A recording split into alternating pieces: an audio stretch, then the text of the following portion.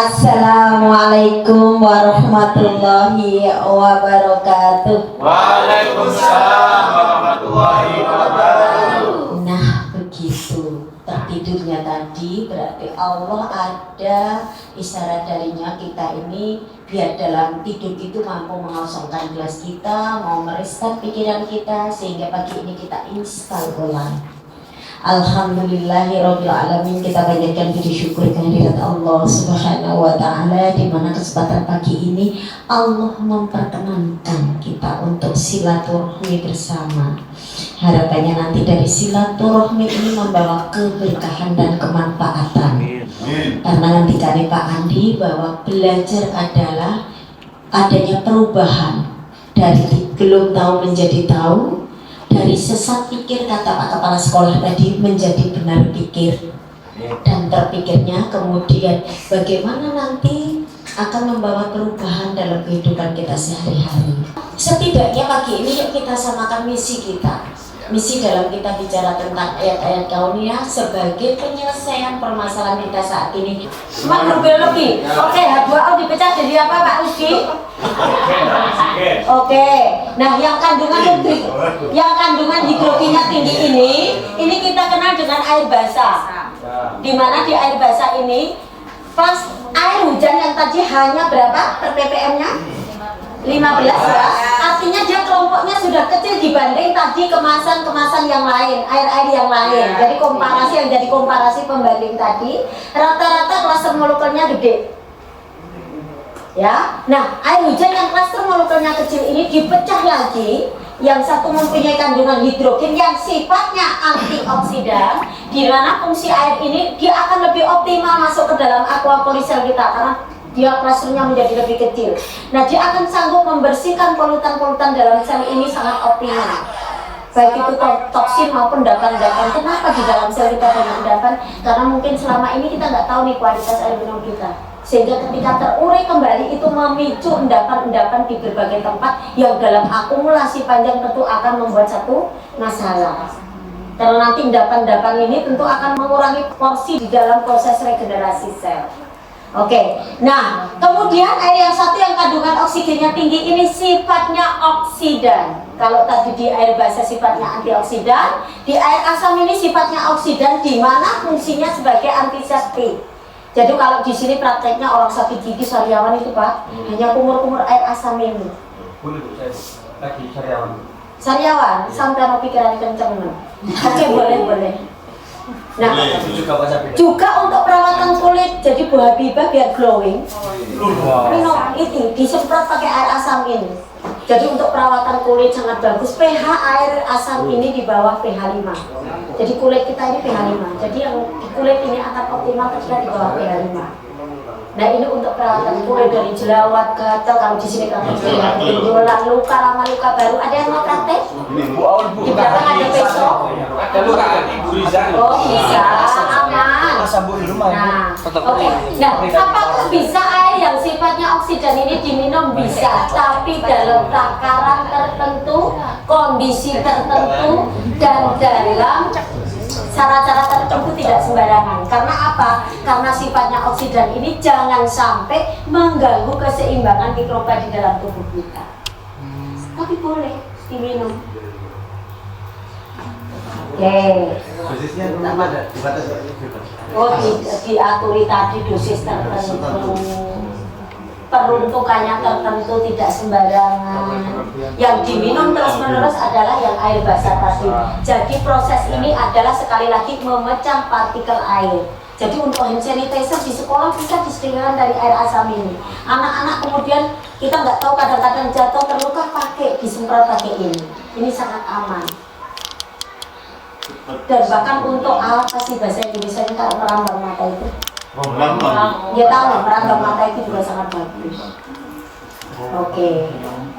Nah, sekarang lanjutnya ini proses seperti jenengan presani. Jadi prinsip alat ini adalah dua bejana berhubungan. Kalaupun di situ ada 3 bejana, kita kembangkan inovasinya karena peruntukan di sini air basahnya tinggi daripada air asam.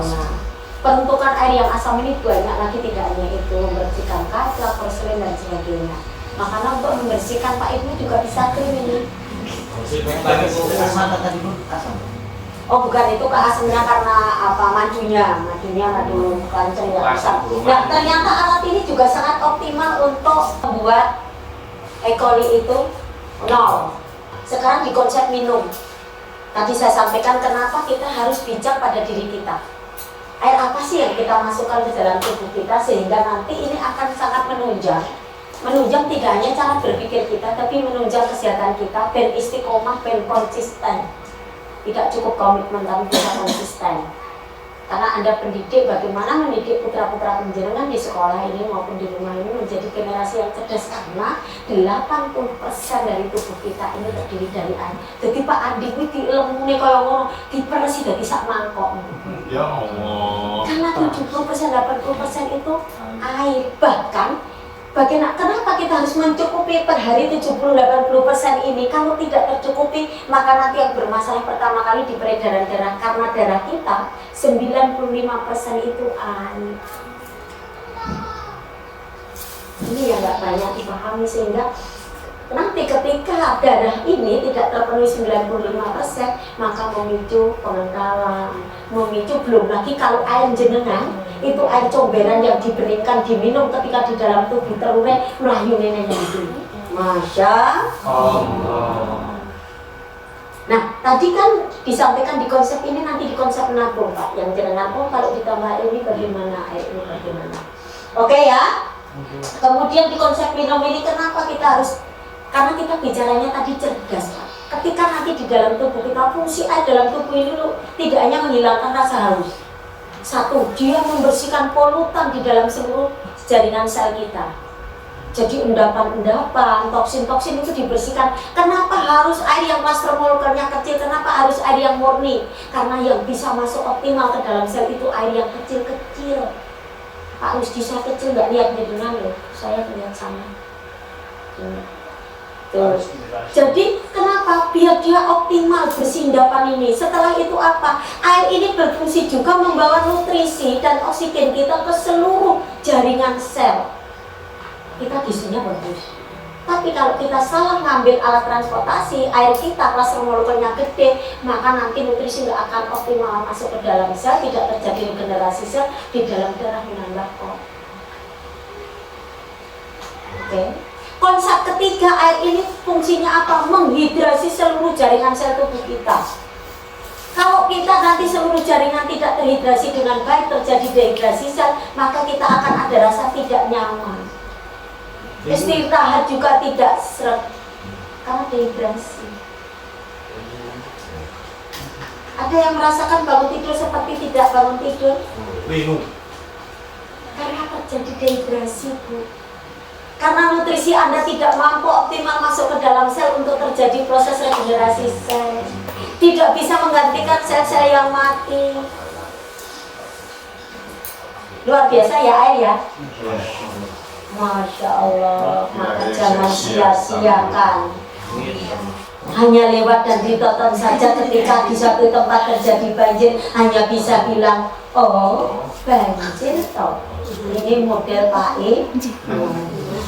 Next, lanjut. Yang keempat, nah ini ternyata ada nih di An-Anfal 11.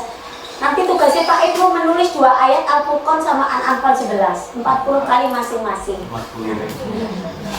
Loh, maksudku ditempel yang kelas-kelas, ditempel di ini untuk termasuk nanti di DPC itu sampai mawon yang bikin, biar paham. Oke ya Pak, sepakat ya Pak Ibnu.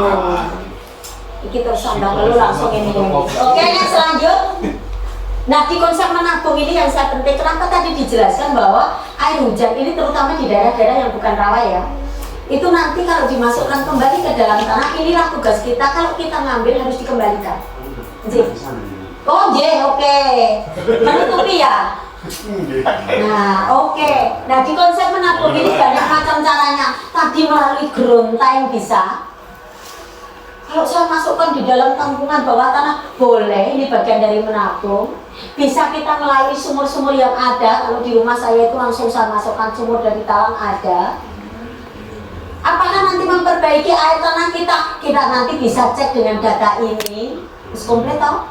Nah, kemudian yang kedua dengan sumur resapan, dengan biopori, bio itu kecil, bio itu hidup, pori itu kecil, yang nggak punya lahan tadi yang alasannya karena nggak punya lahan, tetap ono carane. Ini hanya soal mau atau tidak. Mau melakukan atau tidak tergantung kecerdasan penjenengan, kecerdasan empati. Surat tergantung liyane. Kemudian melalui macam salah satunya dengan vegetatif, dengan menanam. Nek neng SD Muhammadiyah 1 candi kuwi rasa panas, yo nandur bareng. Karena dengan Anda menanam satu pohon memberikan manfaat untuk 1000 makhluk yang lain. Anda mendirikan satu pabrik oksigen yang memberikan oksigen untuk makhluk-makhluk yang lain, tidak hanya dengan manusianya, menimbulkan kesejukan, memecah angin yang begitu kenceng, manfaatnya Masya Allah. Nanti tulisannya nih pohon Ibnu Rusdi sini Masya Allah.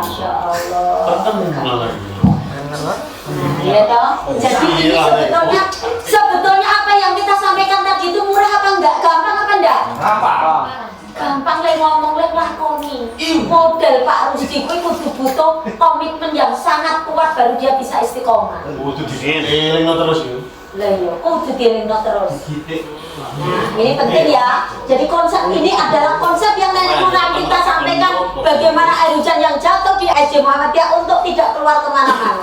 Kita tampung, sisanya kita tabung agar kita apa punya kecukupan air, nggak perlu beli lagi. Duitnya bisa ditabung. Makanya ada ibu yang nggak gede-gede ini karena ya itu duitnya wis bayar entek buat tuku banyu. Kunten. Ora ngono Pak. Oke ya, next lanjut.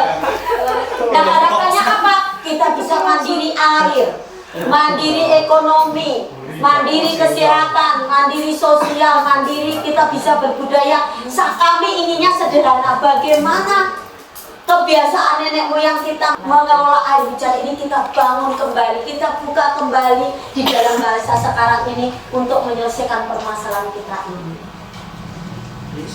Bagaimana kita membangun kembali diri kita sebagai subjek-subjek penyelesaian masalah, bukan bagian dari masalah.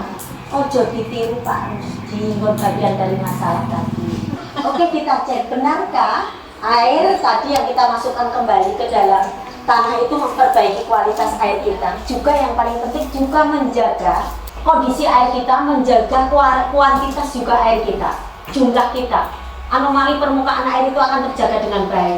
Kami ingin diambil saja pakai teko mas izin. Teko ambil di dikal saja Pak. Lebih ini kalau ini diproses nanti loh, diproses wiwisan enggak gitu. Karena kita nanti adalah bicaranya untuk umum. Saya nggak bisa proses. Jenengan orang, apa jenengan mendikol ya ada proses. Lalu umrah nggak kono yang banyak bedeng besi, olah kan ngoten. Tapi bagaimana kita ngomong yang umum-umum aja? Oke, makna tok ini ya, yuk kita masing-masing nih kita tambah, kita cek berubah tidak Kak? Tolong Bu, itu kemasannya tak pinjam dulu. Yang tadi nyatet berapa dari ujung? Oke, kita lihat. Tadi air keran Bu. Jadi berapa sekarang? Air keran tadi berapa Bu? 137. Sekarang jadi 79. Berapa Pak? Memperbaiki. Kita by data Pak Rusdi. Ini ilmiahnya secara nalar sederhana. Bisa dilihat tapi menjadi data penting. Berapa Bu? 78 berarti memperbaiki ya? Asalnya 200 berapa?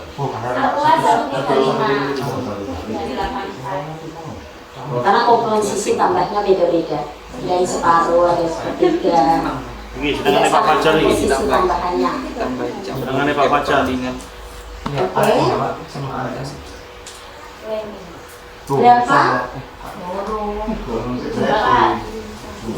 Tetap memperbaiki secara semuanya ya? Oke. Jadi 70-an perkiraan. 50%. Ya sesuai. Infus water bayu utuh. Kan iso. Karena nanti cari buahnya ini justru langsung ke sasaran karena tidak salah ambil alat transportasi. Nah, selama ini Pak Rusdi nutrisinya bagus, tapi sebetulnya cukup sepeda ontel, belinya ngambil mobil untuk kayak malah nggak masuk nutrisinya. Bukan mobil, Bu, trail. Oke, memperbaiki semua ya secara prinsip. Oke. Sepakat? Oke. Benar. Yuk lanjut saja.